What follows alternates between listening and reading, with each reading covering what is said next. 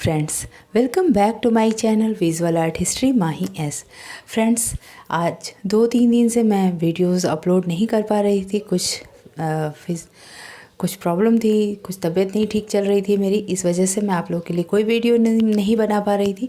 तो अभी मेरा ये वीडियो है जो कि मॉक टेस्ट है नेट जेआरएफ के लिए और आपके टीजीटी पीजीटी और सारे भी एग्ज़ाम्स जो भी आपके एग्ज़ाम देने वाले हैं आप, आरपीएससी, एंट्रेंस टेस्ट, किसी भी आर्ट से रिलेटेड कोई भी एग्ज़ाम्स के लिए ये हेल्पफुल होगा।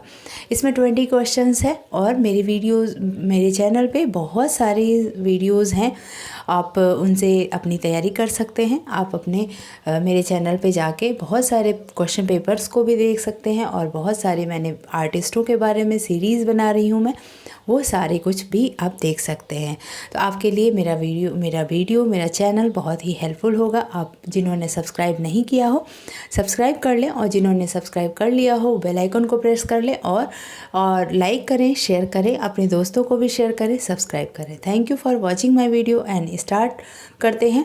अनुपम सूद की कृति द कॉन्फ्रेंस किस माध्यम में बनी है? फ्रेंड्स, मैंने 100 कलाकारों की मेरा एक श्रृंखला चल रहा है जिसमें कलाकारों को मैं बहुत ही डिटेल में उनकी चित्रों का एनालिसिस करती हूँ। तो अनुपम सूद के बारे में मैंने एनालिसिस किया है और उसमें आप जाके सारे चित्रों को आप देख सकते हैं। मैंने बहुत सारे चित्रों को किस मीडियम में बना है, किस तरीके से बना है और अनुपम सूद किस तरीके की पेंटिंग्स करती थी, तो सब कुछ उसमें आपको मिल जाएगा। तो आप मेरे 100 कलाकारों की श्रृंखला को ज़रूर ट्यून करिएगा और देखिएगा। उसमें उसके प्लेलिस्ट में अगर आप चले जाते हैं तो आपको सारे के सारे कलाकार एक ही जगह मिल जाएंगे। ठीक है फ्रेंड्स, तो स्टार्ट करते हैं। अनुपम सूद की कृति द कॉन्फ्रेंस किस माध्यम में बनी है? ऑप्शन में दिया है itching on paper, would cut, लिनो cut या इनमें से कोई नहीं। तो राइट आंसर इसका है ईचिंग ऑन पेपर।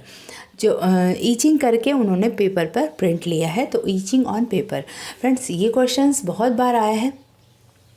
अनुपम सूद के किसी कलाकृति का नाम दे देता है और उससे पूछता है कि ये किस विधा में बनी है, किस टेक्निक में बनाया है। तो अनुपम सूद ने ज़्यादातर काम ईचिंग में किया हुआ है, तो ईचिंग वाला ऑप्शन सही होगा। ठीक है। द ऑड वन कौन सी किसकी कृति है? ऑड वन भी एक कृति है अनुपम सूद की। अनुपम सूद की ये वाली कृति जो है, इसमें इन्होंने 5-6 जेंट्स फिगर्स दिखाए हैं और एक उसमें लेडी फिगर दिखाया है और उसको टाइटल दिया है द ऑड वन।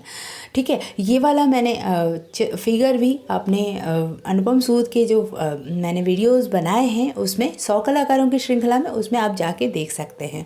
मैं इसलिए कह रही हूँ कि अभी मैं एक पिक्चर दिखा सकती थी इसमें, बट मैं इसलिए बता रही हूँ कि आप उसमें अगर चले जाते हैं, उस वीडियो को देख लेते हैं, तो अनुपम सूद से रिलेटेड जितने भी पेंटिंग्स आपको पता चल जाएंगे। जितने पेंटिंग आप देख लेंगे, उसका डिटेल में डिस्क्रिप्शन देख लेंगे, तो आपको बहुत ही हेल्प होगा। ठीक है। मैं 100 कलाकारों की श्रृंखला का लिंक इसके डिस्क्रिप्शन बॉक्स में डाल दूंगी। ठीक है। इसमें से कौन सा कलाकार पक्षियों का चित्रण करता है?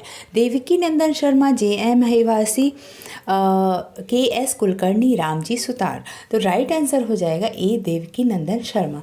फ्रेंड्स, राजस्थान के लोगों के जो एग्ज़ाम देने वाले हैं, उन्होंने मेरे से बहुत सारा डिमांड किया कि राजस्थान के कलाकारों के बारे में वीडियोज़ बनाइए। सॉरी। तो मैं स्टार्ट कर रही हूँ राजस्थान के कलाकारों के। तो नेक्स्ट मेरा वीडियो आएगा देवकी नंदन शर्मा से रिलेटेड और कई सारे राजस्थान के कलाकार जो हैं उनके बारे में रहेगा। रामवी सुतार का पूरा नाम क्या है? राम वंजी सुतार, राम जय सुतार, राम जानकी सुतार, राम गोपाल सुतार। तो इसका राइट आंसर ए हो जाएगा, राम वंजी सुतार। ठीक है।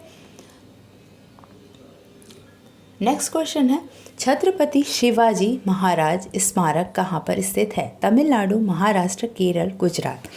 तो इसका राइट आंसर हो जाएगा 5 का बी, महाराष्ट्र में स्थित है। छत्रपति शिवाजी महाराज स्मारक जो कि ये एक मराठी शासक थे और महाराष्ट्र से रिलेटेड हो जाएगा क्योंकि मराठी लोग वहाँ रहते हैं। तो इस तरीके से आप रिकॉल कर सकते हैं। अगर आपको नहीं पता हो तो आप इस तरीके से सोच समझ के एक ऑब्जेक्टिव जो आता है उसको लगा सकते हैं।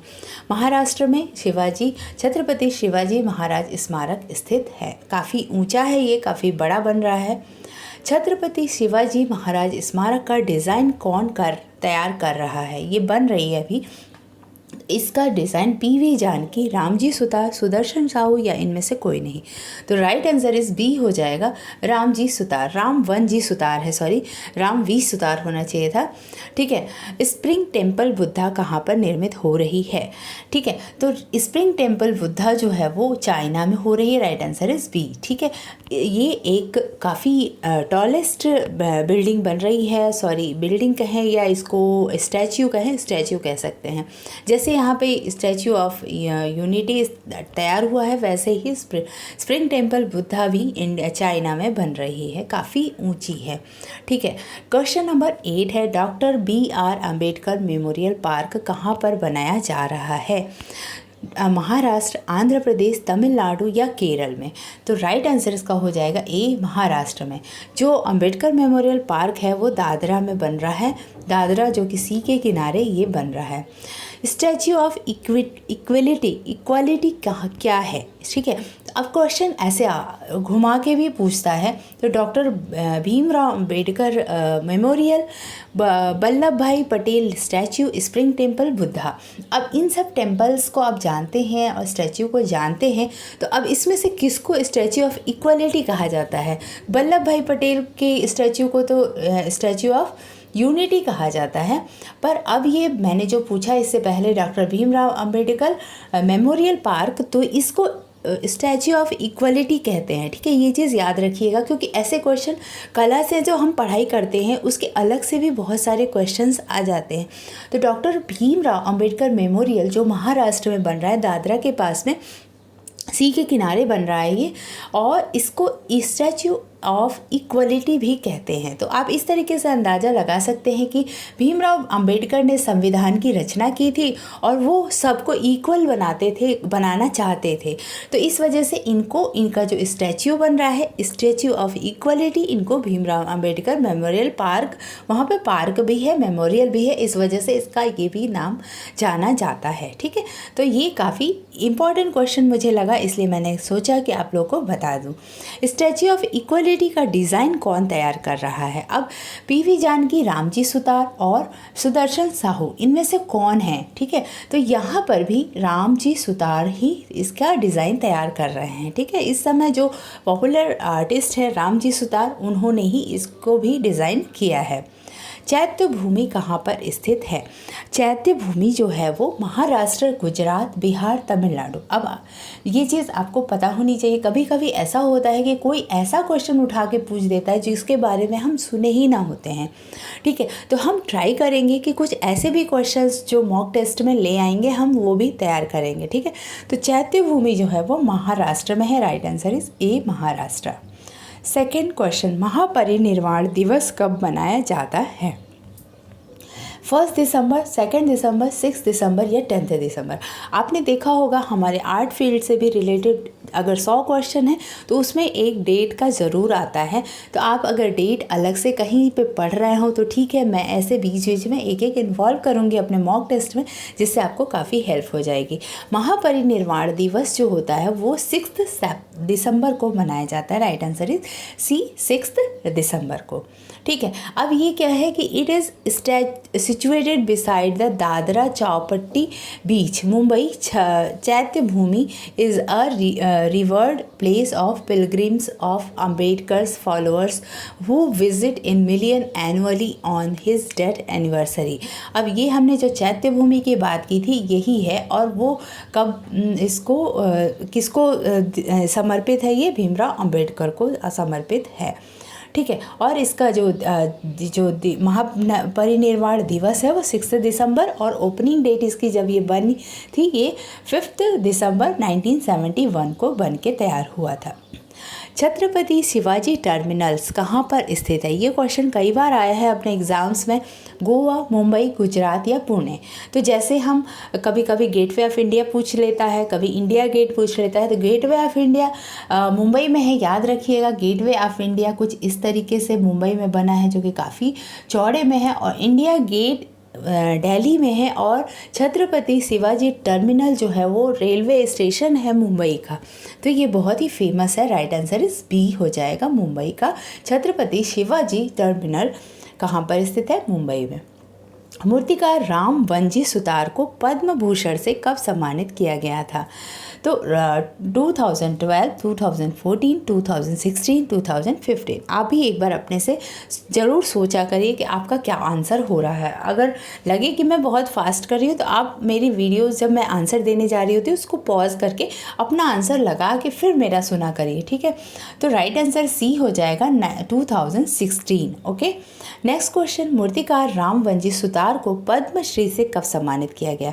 अब यहाँ पर क्वेश्चन था पद्म भूषण। पद्म भूषण जो उनको बाद में मिला था, जो कि पद्मश्री से बड़ा अवार्ड है। फिर 2016 को पद्म भूषण और 1999 को इन्हें पद्मश्री से सम्मानित किया गया था। राइट आंसर इज ए, 1999 को। Okay, next question, the Buddha's of Bamiyan कहाँ पर स्थित है? ये क्वेश्चन भी आ चुका है, मैंने इसीलिए इसको भी इन्वॉल्व किया है। पाकिस्तान, अफ़गानिस्तान, ईरान या भारत? ठीक है, तो इसका राइट आंसर हो जाएगा बी। अब ये जो बुद्धाज बामियान थे, ये एक स्टोन में इस तरीके से अंदर करके वो बने हुए थे, ठीक है। लेकिन अब वो जो बुद्धाज बामियान जो थे वो उनको किसी ने चोरी कर लिया है। तो वहाँ पर जो प्लेस है ऐसे वाला, उसके अंदर ये खाली स्थान रह गया है। यहाँ पर स्टैचू अब नहीं मिलता है आपको, ठीक है। अब हम नेक्स्ट क्वेश्चन की तरफ देखते हैं। स्टैचू ऑफ ह्यूमनिटी, आपने क्या देखा? यूनिटी, ह्यूमनिटी, इक्वालिटी, ये सब चीज़ें याद रखनी होंगी। स्टैचू ऑफ ह्यूमनिटी कहाँ पर स्थित है? ह्यूमनिटी जो है वो टर्की में स्थित है। Right answer is C, Turkey. Turkey में है ह्यूमनिटी।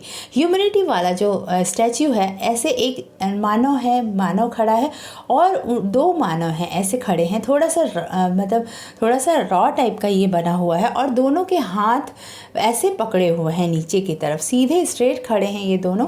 बहुत ऊंची है ये स्टैचू और उन्होंने अपने हाथ को पकड़ा हुआ है, तो ह्यूमनिटी इसको नाम दिया गया है, जो कि टर्की में है।